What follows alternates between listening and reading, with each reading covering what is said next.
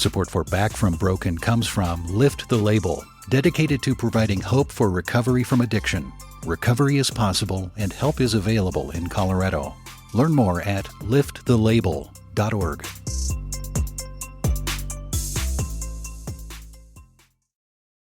This episode contains vivid descriptions of domestic violence. Please be advised. In 3, 2, 1.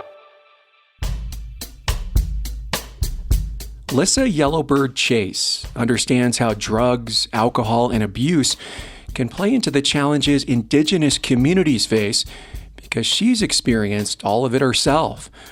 She identifies as Arikara, which is part of the 3 affiliated tribes in North Dakota. Lissa has lived a hard life. These days, she helps find missing Indigenous women.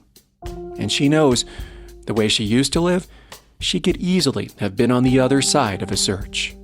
Once you start understanding the reasons why people are going missing and murdered, I feel more gratefulness because I had every reason to be one of the missing and murdered. It's like, that was me.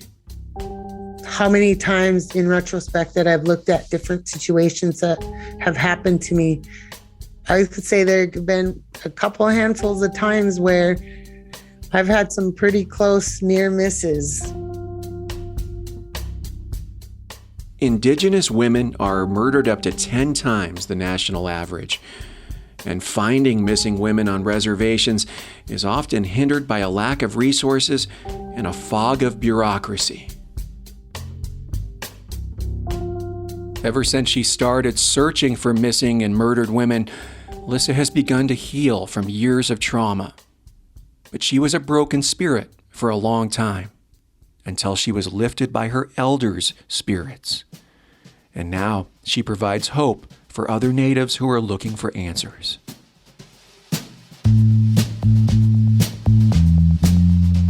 I'm Vic Vela. I'm a journalist, a storyteller, and a recovering drug addict. And this is Back from Broken from Colorado Public Radio. Stories about the highest highs, the darkest moments, and what it takes to make a comeback.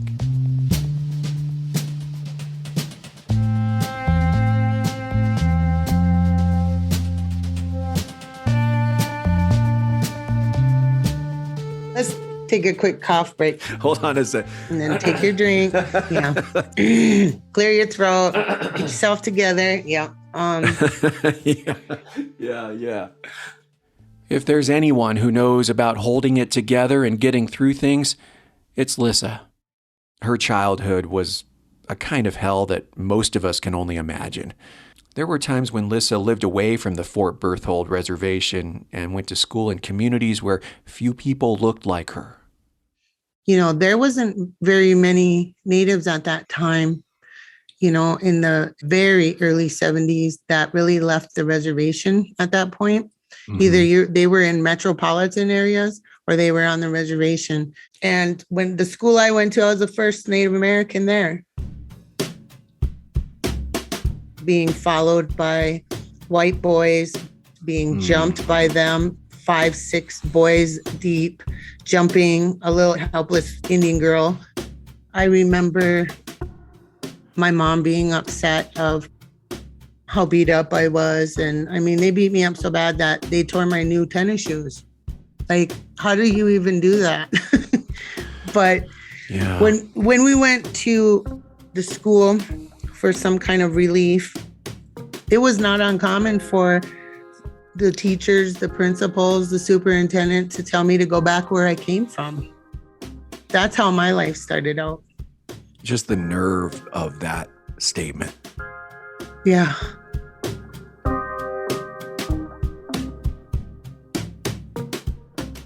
My mom was upset. She brought me back to the res. My grandpa, I was kind of a grandpa's girl. He said, bring her back.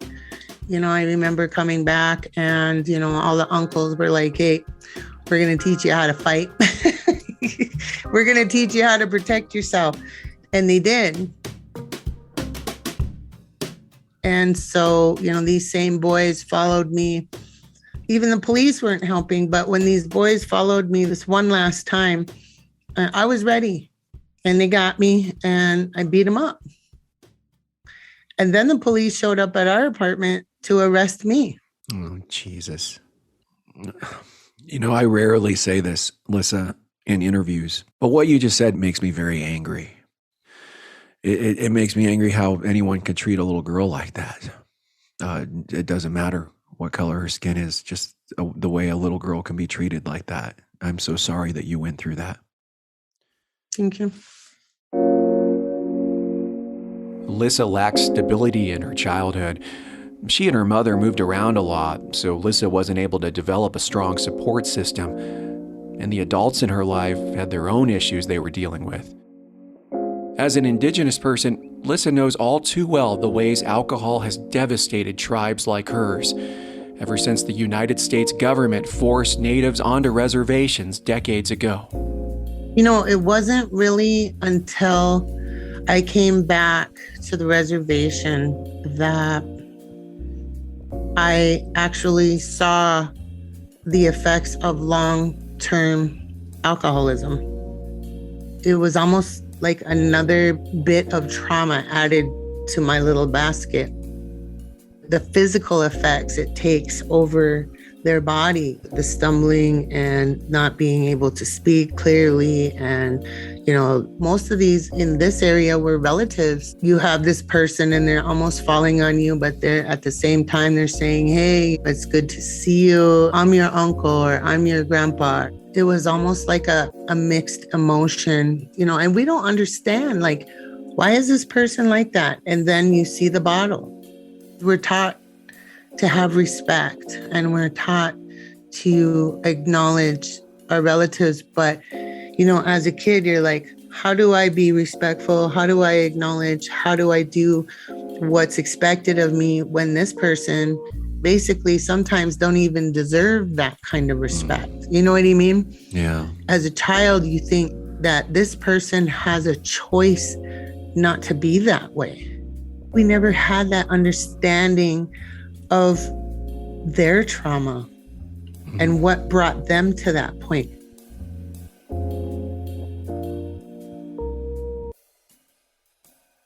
When she was just 12 years old, Lissa started drinking, experimenting with marijuana, and ran away from home. And she was often on her own through her teens and experiencing trauma and abuse into her 20s. And it was still just the beginning. I was pretty troubled by then. My mind, my body, my soul, my spirit had been so harmed by that time. Those were teasers for me. Let me put it that way. You know what I mean? Yeah. Those were teasers. Of things to come, yeah. Yeah. Lissa moved to a big city and then tried to get her life together. Her 20s were calmer moments in her life in many ways. Although she never stopped drinking outright, she had stretches of sobriety while having kids, 5 in all. And despite all the odds stacked against her, she went to college and graduated with a degree in criminal justice. But then she met a man named OJ. OJ was a crack dealer. He's the one that introduced me to crack cocaine. And in the beginning, he said, don't ever, don't touch this, don't mess with it, don't. Then one day he smoked it with me. And that was it. That was a wrap. Yeah. That first high is like, I don't know how to put into words for people who've never smoked crack, but some drugs you can just do and not go back to it for a while, like booze or whatever. But you hit that first crack pipe. It's like, game on. This is my life now. Yep. It's just like flipping a switch. There's no flipping it back and forth. There's no maintaining. There's no, I'm going to just be a weekend user. No, No one's a weekend crack user. Yeah. No, you just kissed your life, your relationships, your children, your occupation, anything. You just kissed that goodbye. Yeah. It was almost kind of a replay of like the first time you ever drink alcohol or the first time you ever smoke or anything like that. It was kind of like that euphoria times 1,000,000. And that's such a good point, because so many times addicts, we keep chasing that first high. Oh my God. Yes. We spent our whole lives just trying to get that first high back. Yep. I felt like I got married that day. You know what I mean? And my life changed. I went from bad to the worst that you could possibly go in a matter of one puff.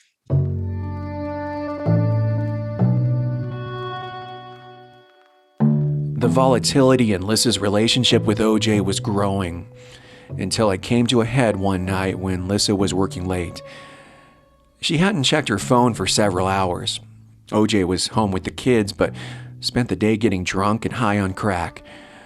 Lissa's oldest, Shauna, was 12 years old, and her youngest child, Micah, had just been born the previous summer. And I finished delivering. It was pretty late. I would say maybe about, 8 or 9. And when I got done with that last delivery, I turned my phone on and I'm going down Interstate 94 from Minneapolis to St. Paul. I turned my phone on and it really freaked me out because it says you have 100 and some missed calls. And I had probably 20 messages or something like that. And he was like, I know you're getting high. I know you're doing this. And pretty soon, on some of the other messages, you could hear that he was assaulting my children on the phone and letting me hear that on the message. And so by this time, I'm literally driving like 100 miles per hour down 94. By the time Lissa arrived at the apartment building, the neighbors heard the commotion and were already out in the hallway. They tried to hold Lissa back, but she pushed past them and went into the apartment. And just a warning here, what she's about to describe is very upsetting. And I opened the door to go see my kids, and he hit me in the face with a aluminum baseball bat. And that's when it started. God damn it. I got past him at one point. I went into the bedroom and, it did look like my kids. I didn't know if they were alive or not, but by that time he came in, he took a telephone cord and tried to strangle me. At some point he left the room and I had looked to see where my kids were, and honestly, they didn't look like they were alive. So I picked up the bat that he left on the floor and I went into the other room and hit him with it. And he got the bat away from me and continued to hit me. Lissa's kids were not hurt, thank God, but they were witnessing their mother endure repeated strikes from OJ, even as she tried to fight back. Her daughter, Shauna, managed to call 911. When they answered, Shauna said, "My stepdad is trying to kill my mom." OJ was arrested and was sent to prison.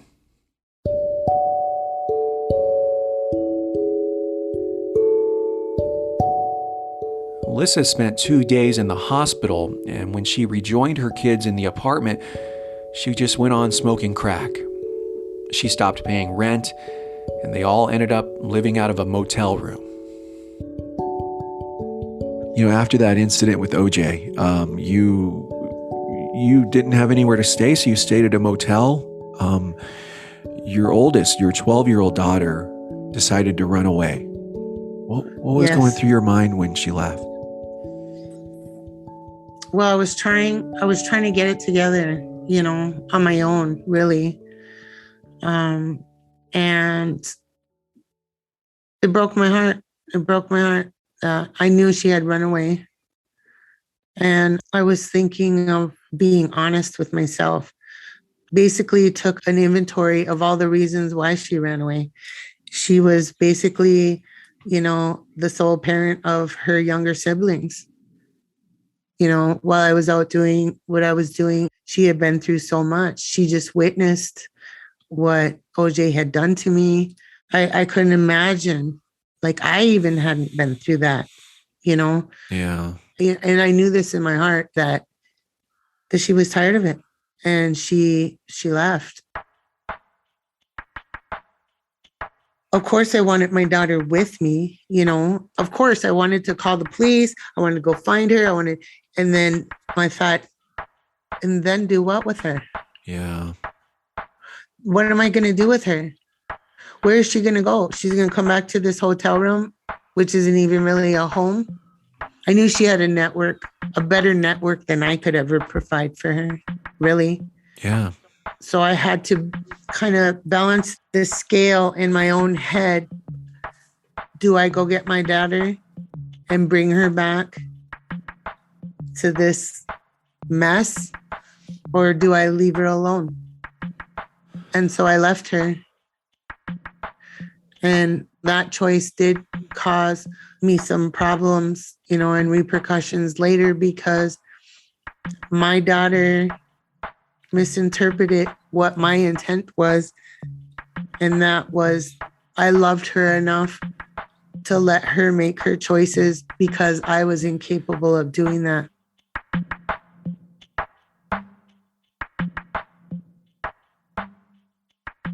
Things didn't get any easier for Lissa.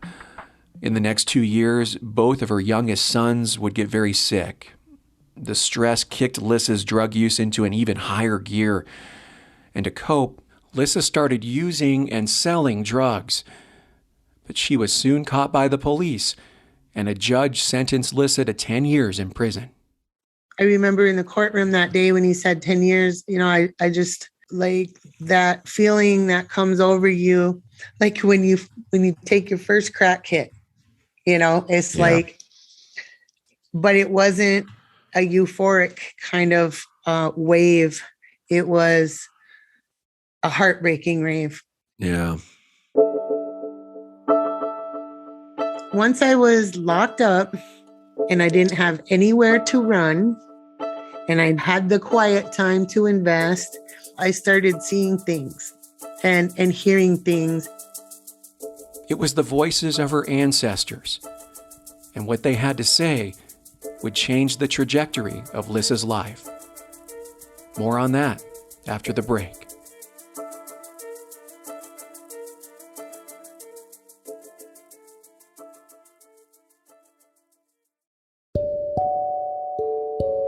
Hey, it's Vic. I really appreciate you being a Back from Broken listener. It means a lot. Now, can you do me a favor? Can you take a moment to find Back from Broken on whatever podcast app you use, like Apple Podcasts or Spotify, and give us a like, a rating, and even a review? If you think what we're doing matters, if you think it's important to talk about recovery with compassion and hope, all you got to do to help spread the word is like, rate, or review this podcast. It really does help other people find Back from Broken. Thanks for listening, and thanks for supporting podcasts from Colorado Public Radio.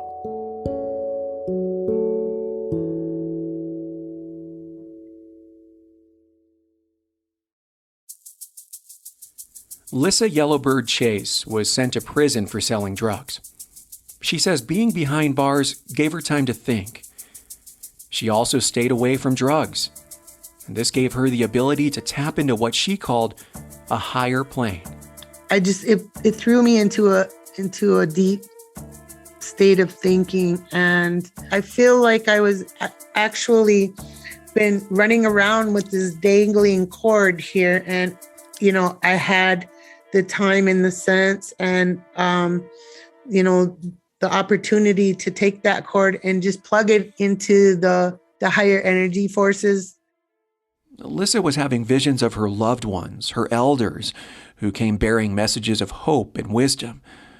Lissa had never been very connected with the spiritual ways of her tribe, but when she shared these messages from beyond with her cellmates and even with prison guards, Lissa says they validated what she was experiencing. They recognized their own elders in Lissa's visions.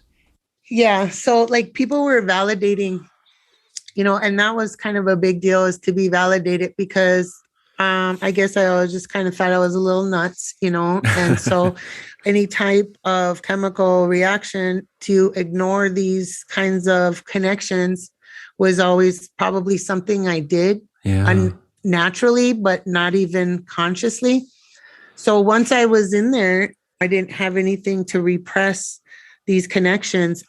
And that's helped me. So once I was out of prison, I did seek to include more of our traditional ways and really kind of delve into that aspect of my life. Lissa went home after serving 2 years in prison. She and her kids were living in an apartment together, and she thought her life was finally turning a corner.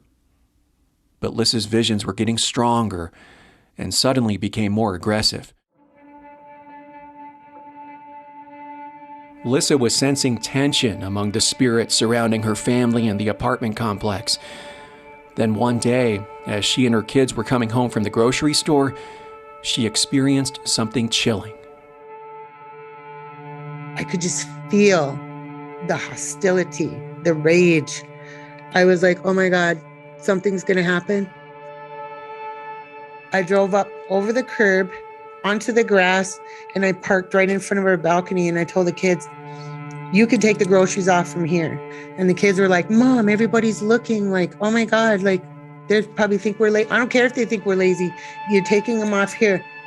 Go in there and don't you dare come out. Do not come out of this apartment, I'm telling you. Lissa drove back onto the road and parked the car. As she crossed the street making her way to the apartment, she heard a car approaching. And just as her foot reached out to the curb to get off the road, she was hit by a truck and dragged several yards into a fire hydrant. I ended up with 5 vertebrae broken in my neck, a double concussion. My pelvis had 12 fractures, so basically it was crushed. I broke my legs. I almost lost my left arm. It was crushed. After I had come to, this spiritual being basically woke me up and told me that you don't understand this, but you don't listen. You don't listen. And now we've done what we had to make you listen. Now you will be forced to sit still and you have no choice, but you will listen. And that, I would be given these teachings. Lissa didn't recognize the spirit who visited her, but she remembered what he looked like. She distinctly recalled a pair of Harry Potter-style glasses and a top hat. She didn't think much of it at first, but then she saw a picture of that same man wearing traditional native clothing and a headdress at her grandmother's house. She said, that's my father. And I said, I know that guy. I know that guy. I said, he wears Harry Potter glasses and a top hat. I said, where's his glasses? I know that guy. And my grandma was like, well, that's my dad. I said, this is the guy that came to my hospital room, Grandma. This is the one that came to me at the nursing home. This is the man. I said, but where is his Harry Potter glasses?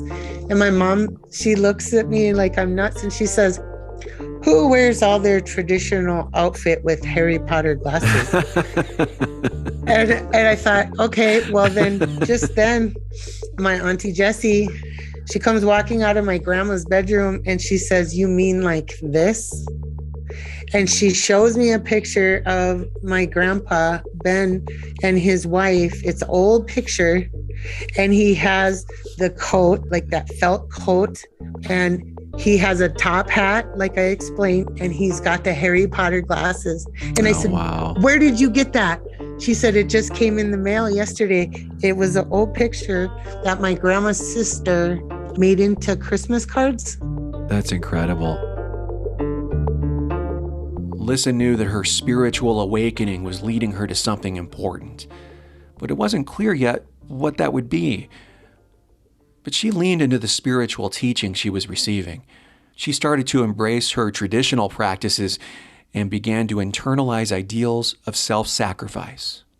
The spiritual connection didn't like download this compressed file and say, this is what you're going to do from here on out. They still was clueless, right? But I was kind of following the ways. It's kind of amazing that I would have walked into our spiritual ways, which is about, it focuses on sacrifice for the people. When you're out there and you're maybe sundancing and you connected with that tree of life, and, at that point, you've already made that commitment that to Creator, that should you die in that circle from the heat or exhaustion or whatever, because it's all about sacrificing. There's no eating and drinking, and a lot of people don't take medications if they need it, whatever. But you've already made that commitment with Creator, that whatever happens in that circle, that you're there, you're going to pray. And if it takes you down, and if they choose you to come be with them, that you're good with that, right? Wow. How much of that played into you starting your work in missing persons cases? It had everything to do with it. Lissa finally understood the call from her elders, and that's when she started searching for missing and murdered Indigenous women and girls. Her first big search was the case of Casey Clark, an oil field worker who had gone missing on the Fort Berthold reservation. Lissa's involvement in this case became the subject of a book called Yellow Bird: Oil, Murder, and a Woman's Search for Justice in Indian Country. It was written by Sierra Crane Murdoch and was a finalist for the Pulitzer Prize in 2020. With the popularity of the book, Lissa became known as a person who was good at finding missing people. At the time, Lissa wasn't aware that many Native communities were suffering from a crisis of missing and murdered Indigenous women and girls. She didn't understand the extent of the problem until she met an Indigenous advocacy group. And they said, hey, it's great what you're doing. Did you know there's a missing Indigenous problem? And I was like, no, I didn't. And I was 100% unaware. And they said, look, this is what's going on in Canada. And we talked about these things. And once they brought it to my attention, and I started seeing it. Wow. And I was like, wow, what's going on here? So, it was just like one case after the other. It's like for every one case that I would start working, 5 more families would reach out. And it just became so clear what a huge problem we have. It just became so much that I basically left my job just to do this. Lissa gets calls and messages about missing people every single day. She spends most of the year on the road, but her work comes along with sacrifices. Lissa doesn't get paid for searching. She has to cover the driving costs on her own. When families reach out to her, she heads out across places like North Dakota, sometimes New Mexico, Oklahoma, Montana, wherever the missing are. Before Lissa started her searching efforts, she had saved up a little money to fulfill a lifelong dream. My goal, my life goal, was to be able to come back to Fort Berthold and pay cash for a house and be like, I want this house. Put it here. And I was ready to do that when this started. I balanced work and what I did, for the first few years. And I've been utilizing that money. Well, I'm on the last few dollars of it now.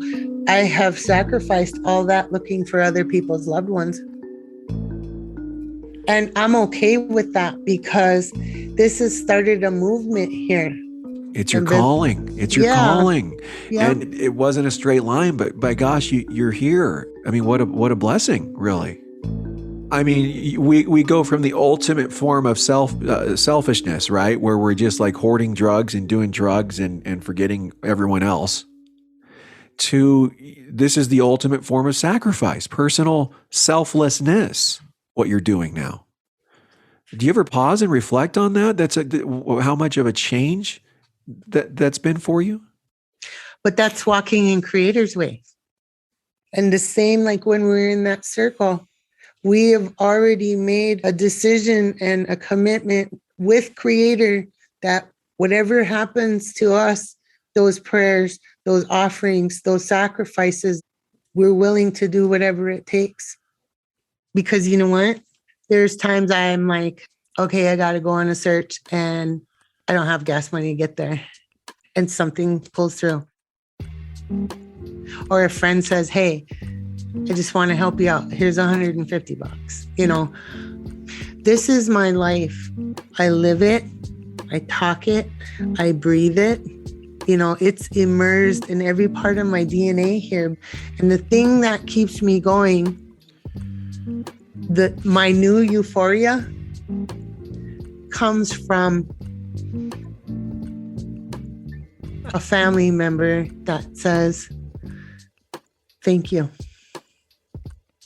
You've given me hope. You've made me want to help others. You've made me want to help the people.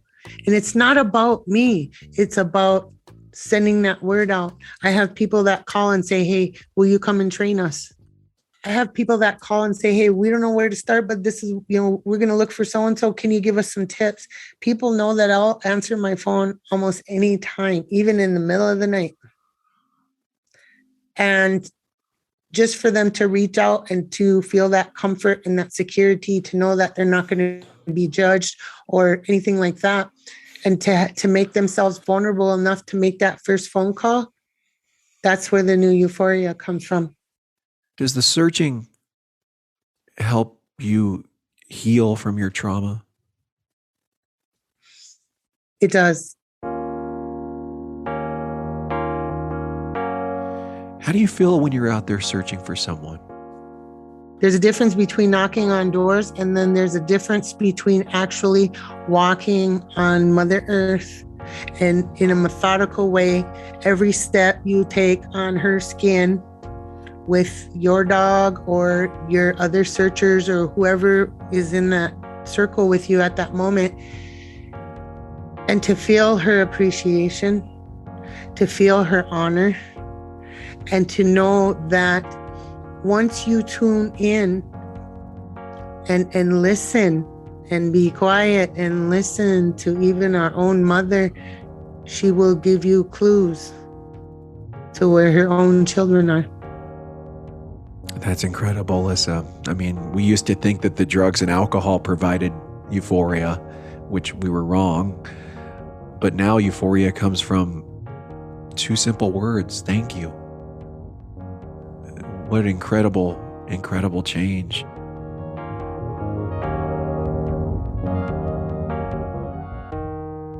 Lissa Yellow Bird-Chase has found several missing and murdered Native women, much to the gratitude of the families who reach out to her.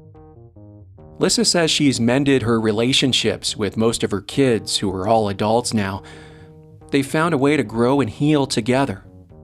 Her oldest, Shauna, is a banker, and her youngest, Micah, is pursuing a career in social services to help underprivileged kids.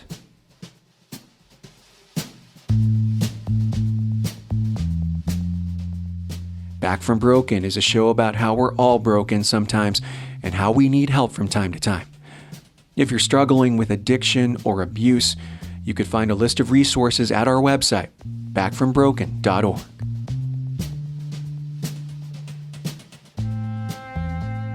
Thanks for listening to Back from Broken.